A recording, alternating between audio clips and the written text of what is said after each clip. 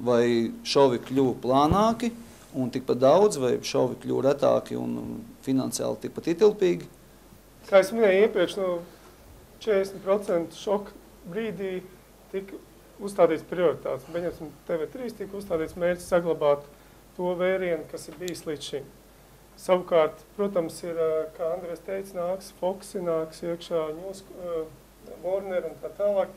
Un tad, man liekas, tie skaidri, bet pa vietējiem. Ko vietēji ir? Es domāju, ka vietējiem būs grupa, ja teiksim, skatās kaut kāds gadus uz priekšu, būs mātes kanāls, kurš būs pietiekoši vēl joprojām pietiekoši plašs, kurā būs ziņas, kāds nacionālais seriāls, kaut kas vēl, bet tas būs tas, kā saka, māte kanāls. Un tad būs riņķī šie mazie kanāliņi, satelīti kanāli, kuri kaut kas no Krievijas, kaut kas no Amerikas, kur principā tā vienīgā atšķirība Foxa būs, ka mēs spēsim veikt daudz lokalizētākas mārketinga aktivitātes, pieņemsim tas pats TV6 vai tas pats 3+, ja, teiksim. Mums būs daudz viņas fokusētāks varbūt uz lokālo auditoriju, lai arī saturs tur būs starptautisks. Ja. Faktiski saturē nekas nemainījās, bet Ķirsons man iemācīja kādu laiku apakaļ vienu kolosālu lietu. Viņš teica tā, pirmo kotletu izcep pats, tā kotleta maksā 5 lati, piemēram, ja. Un tad viņš saka, bet es tagad to kotletu, viņš saka sev, es uzcepšu tagad par latu.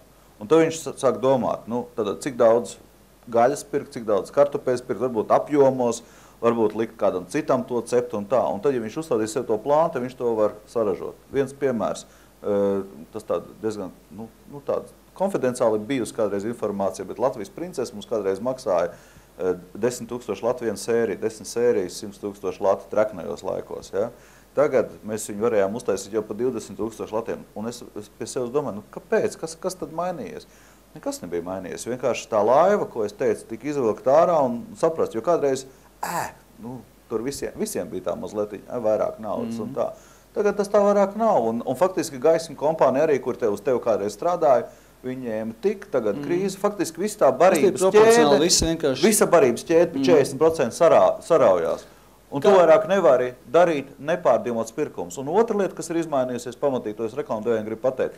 Ja es kādreiz teicu, es faktiski strādāju par programmu direktoru. Tāpēc es tev uzaicināties. Jā, paldies.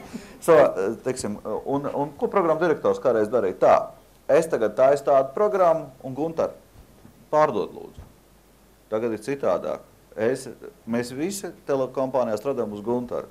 Tātad, Guntar, kā tev liekas, kādu šovus tu varēsi vislabāk pārdot? Viņš saka, man vajadzētu mazas meitenītes vecumā no tik līdz tik. Es saku, ok, tā tad tev būs tas un tas.